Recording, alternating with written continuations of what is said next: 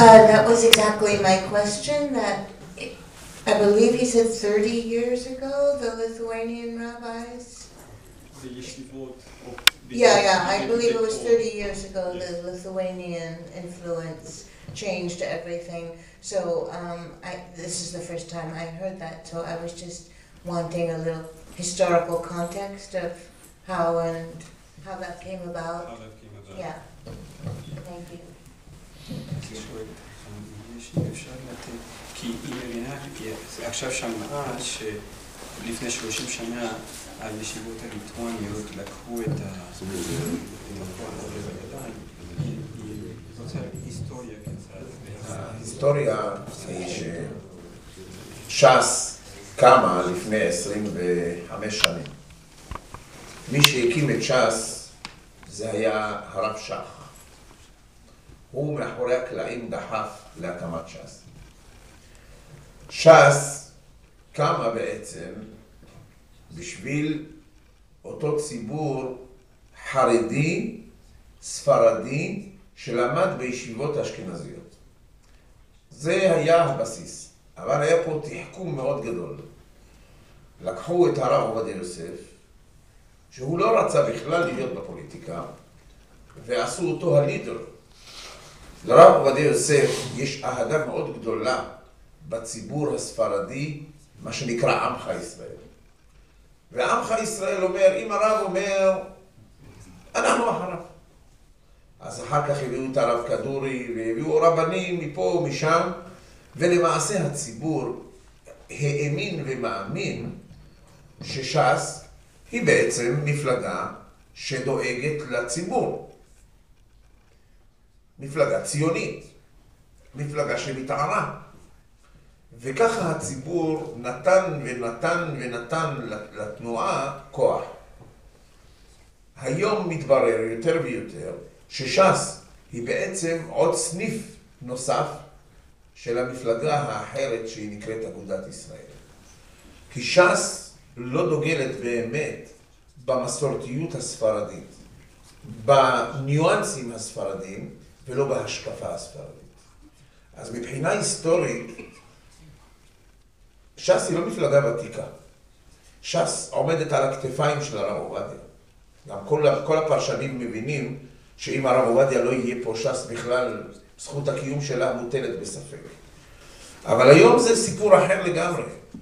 היום הסיפור הוא כך, הציבור נמאס לו לעבוד בשביל ולתת כוח למפלגה שמשרתת בעצם אג'נדה שהיא לא אג'נדה ספרדית.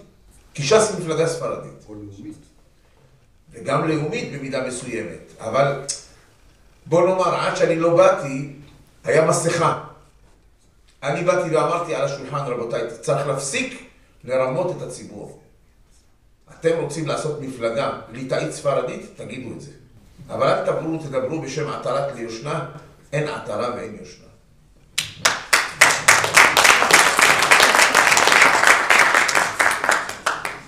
Question? The translation.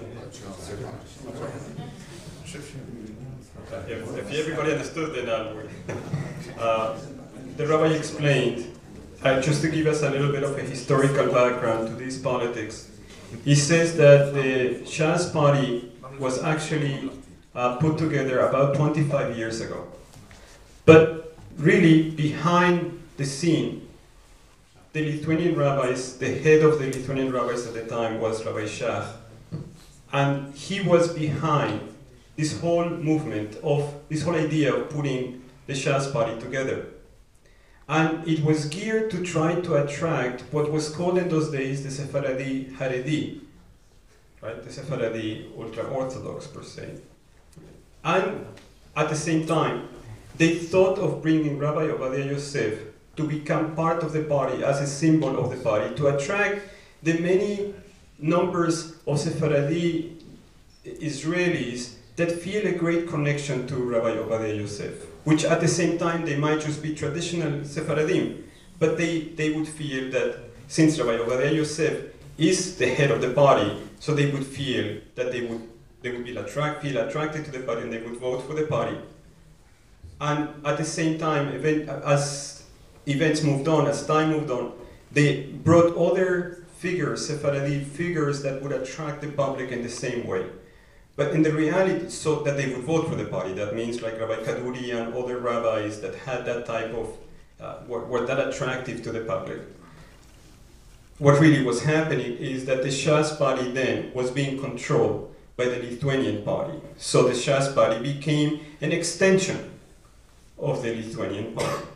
Right? And so what the rabbi states, he says, and they knew that, and today it's known that if Rabbi Obadiah Yosef would step away from the Shas party, many would question, how would that party continue to exist today, right? What has happened is, the rabbi explains, is that the public has caught on, and they're very uncomfortable, and they're very unhappy, and they're tired that this is being done. They want something real. As the rabbi appeared on the scene, the rabbi said, we must remove the curtain, we must let the people see what it really is, what is really happening, and basically that becomes the struggle. The rabbi says he's going to stand by the position of the early Sephardic rabbis. He will not change that position. Last question, Mr. Gomez. Yeah, I would like to ask the Hakham about how he is envisioning the political structure of his being, I guess now, a one-man faction in Israeli parliament, and I'm sure he will run for elections in a new party or whatever form he will choose. I'm interested to learn what kind of a way that is. Is he going to work together with other parties? You can imagine Yisrael Betenu, since he will find support there. And so very interested to see how he is translating his ideological beliefs into a political reality.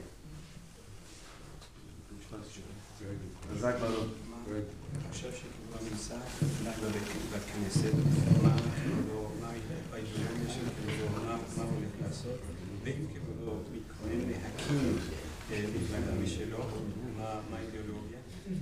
אתה שואל שאלות מצוינות.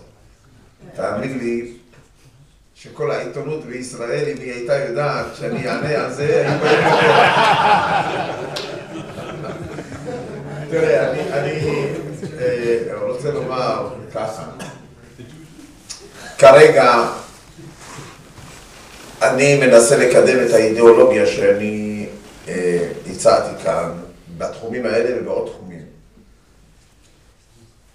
הרבה מפלגות, מספר מפלגות, כן, הציעו לי כבר עכשיו לבוא להצטרף אליהם. ואני אמרתי בינתיים לא, תודה. מפני שאני לא מחפש ג'וב. היה לי ג'וב מצוין, יש לי הרבה עבודה גם חוץ מהכנסת, ואני רוצה לעשות שינוי אמיתי. לא לסדר את עצמי, לא זקוק לזה. ולכן, נכון להרגע, מאחר שאין לנו בחירות, או מועד בחירות בארץ, אני יותר מתרכז היום לעורר תנועה שהעם היהודי, שזה גם נוגע לו, גם לכם פה זה נוגע. ענייני גיור וענייני תורה ועבודה וענייני מתינות והתערות. אני מנסה לעורר דעת קהל רחבה. אם הדברים יקרמו עור וגידים בבוא העת, אז ברור שאנחנו גם נמשיך לדרך פוליטית. אבל עד אז יש לנו זמן.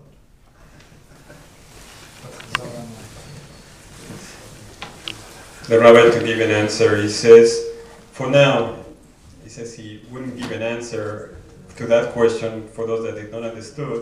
He says if he would give an answer, the entire Israeli media would be here, would have a field day with that answer. But the rabbi says, for now, his main objective is to continue pushing the ideology that he stated. I think, right, so to push the ideology that he stated, He has had a number of offers from other political parties to join them. The rabbi has for now told them, not yet, no, I have not made up my mind, he says. The rabbi wants to make clear that he is not looking for a job. He's looking for a change. That's his ideology, right? He says he can keep himself pretty busy. Thank God, he says he has plenty of work, even outside of the Knesset.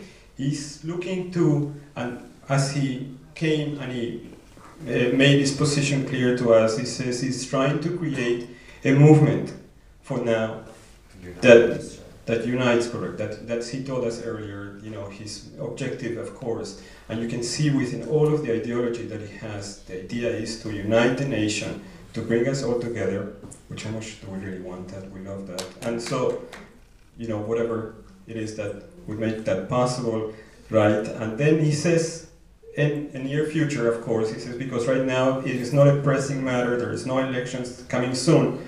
So for now, he says, he'll start studying sort of the plan, right? And then if he sees that there is a possibility to form a party at that point, then he will look into it. Thank you.